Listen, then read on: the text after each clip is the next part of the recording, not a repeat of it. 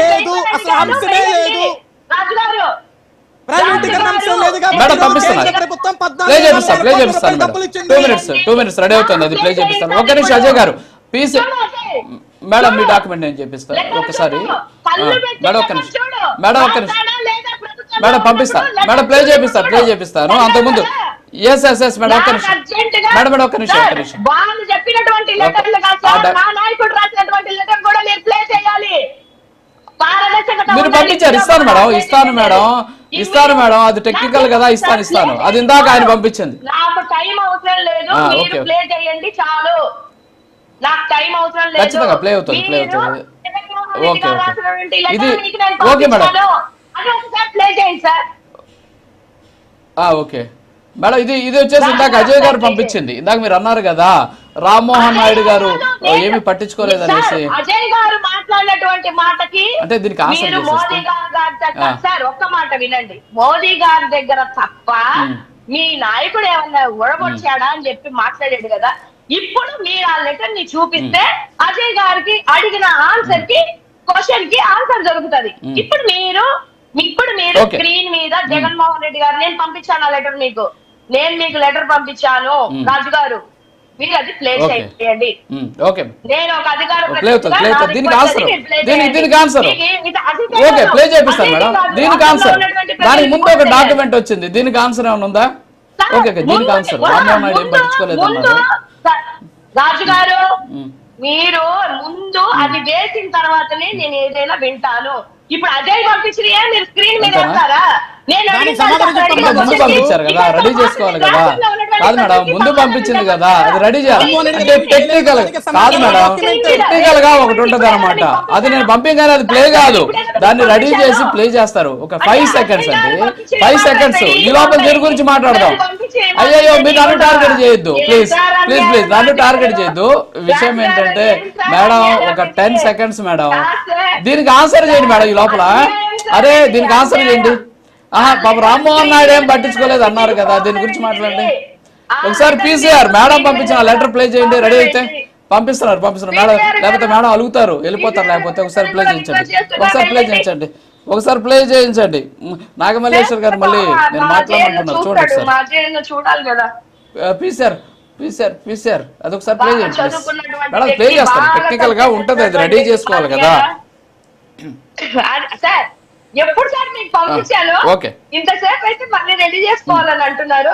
ఏమంటే అది document ready చేయాలి మేడం, డాక్యుమెంట్ రెడీ చేసి అక్కడ రావాలి. నేను ప్లే చేస్తాను ఒక్క నిమిషం.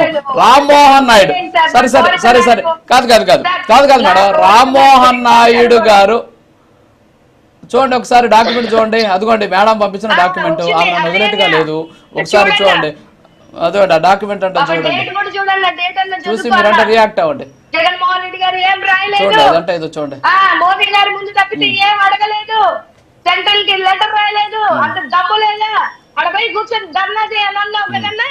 ఇప్పుడు చూడన్నా, ప్రభుత్వంలో ఉన్నప్పుడు రాసినటువంటి లెటర్ అన్నా, దానికి రిప్లైగా కుమారస్వామి వాళ్ళు కూడా రిప్లై ఇచ్చి ప్రైవేటీకరణ చేయవు. ఎందుకంటే జగన్మోహన్ రెడ్డి గారు తీసుకోవడం వల్ల, ఆయన తీసుకున్నటువంటి క్యాబినెట్ లో నిర్ణయాల వల్ల, మేము అసెంబ్లీలో తీసుకున్నటువంటి వాటి వల్లనే మేము ప్రైవేటీకరణ ఆపేసాము అని చెప్పేసి కుమారస్వామి గారు మాట్లాడింది. ఆ ట్వీట్ వెళ్ళి ఒకసారి నువ్వు చెక్ చేయన్నా, నేను చూపిస్తే తెలియదు కానీ నువ్వు వెళ్ళి చెక్ చేస్తే. రాజుగారు సమాధానం చెప్పాలా సార్? చెప్పండి సార్. ఇప్పుడు సోదరి నాగమల్లేశ్వరి గారు జగన్మోహన్ రెడ్డి గారు ఏదైతే కేంద్ర ప్రభుత్వానికి లేఖ రాశారో ఆ లేఖను మీరు అక్కడ చూపిస్తున్న డిస్ప్లేలో నాకు కనపడుతుంది. గతంలో ఆ లేఖను నేను కూడా చూశాను. కుమారస్వామి గారు కూడా స్టేట్మెంట్ ఇచ్చారంట, జగన్మోహన్ రెడ్డి గారు మీరు రాసిన లేఖల వల్లే ఈ రోజు స్టీల్ ప్లాంట్ ప్రైవేటీకరణ జరగడం కూడా ఆగిపోయింది అని. మరి ప్రైవేటీకరణ జరగడం ఆగిపోయిన తర్వాత ఈ రోజుకి ప్రైవేటీకరణ అంశం ఎక్కడి నుంచి వచ్చింది సార్? ఆగిపోయింది కదా. జగన్మోహన్ రెడ్డి గారు లేఖ రాశారు, లేఖతోటి ప్రైవేటీకరణ ఆగిపోయిన తర్వాత మళ్ళీ ఇప్పుడు ప్రైవేటీకరణ ఎక్కడుంది? జగన్మోహన్ రెడ్డి గారు లేఖ రాస్తే విను నీకే సమాధానం చెప్తున్నా, విను తల్లి నీకే సమాధానం చెప్తున్నా, నీకే సమాధానం చెప్తున్నా తల్లి వినమ్మా.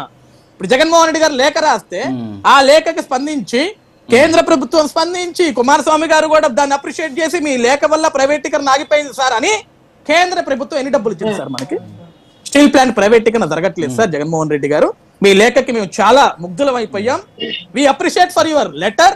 సార్ మేము పలానా డబ్బులు ఇస్తున్నాం, స్టీల్ ప్లాంట్ ప్రైవేటింగ్ జరగకుండా ఉత్పత్తులు పెంచేదానికి మేము ఒక మార్గం వేస్తున్నాం, మీకు ముడిసరుకును పంపిస్తున్నాం, పలానా ప్యాకేజ్ రివైవల్ ప్యాకేజ్ ఇస్తున్నాం సార్. ఎందుకంటే మీ దాంట్లో కేవలం ఒకటే బ్లాస్ట్ ఫర్నేస్ కేవలం ఒకటే పని చేస్తుంది, మిగతాయి కూడా పనిచేసేలా చేయండి సార్, దానికి మేము డబ్బులు ఆర్థిక సాయం మీకు అందిస్తున్నాం అని కేంద్రం ఏమన్నా ప్రకటించిందా? ఆ లేఖ కూడా ఉంటే చూపించండి తల్లి నాగమల్లేశ్వరి గారు. ప్రైవేటీకరణ ఆగిపోయింది, కేంద్రం ముగ్గులైపోయిన లెటర్ ని చూసి కుమారస్వామి గారు అప్రిషియేట్ చేశారు, చప్పట్లు కొట్టారు. ఇవి కాదు మనకు కావాల్సింది. కేంద్ర ప్రభుత్వానికి జగన్మోహన్ రెడ్డి గారు స్టీల్ ప్లాంట్ కి తీసుకొచ్చింది ఎంత? రూపాయి, 100 రూపాయలు, 1000 రూపాయలు, 10,000 రూపాయలు, 1,00,000 రూపాయలు ఎంత పట్టుకొచ్చాడు? ఎంత పట్టుకొచ్చాడు? విశాఖ స్టీల్ ప్లాంట్ ప్రైవేటీకరణ ఆపిన జగన్మోహన్ రెడ్డి అదే విశాఖ స్టీల్ ప్లాంట్ అభివృద్ధి కోసం, దాని ఉత్పత్తిని పెంచడం కోసం, అది ముందుకు పనులు జరగటం కోసం ఎన్ని రూపాయలు పట్టుకొచ్చాడు తల్లి? ఎంత పట్టుకొచ్చాడు? దానికి సమాధానం చెప్పు.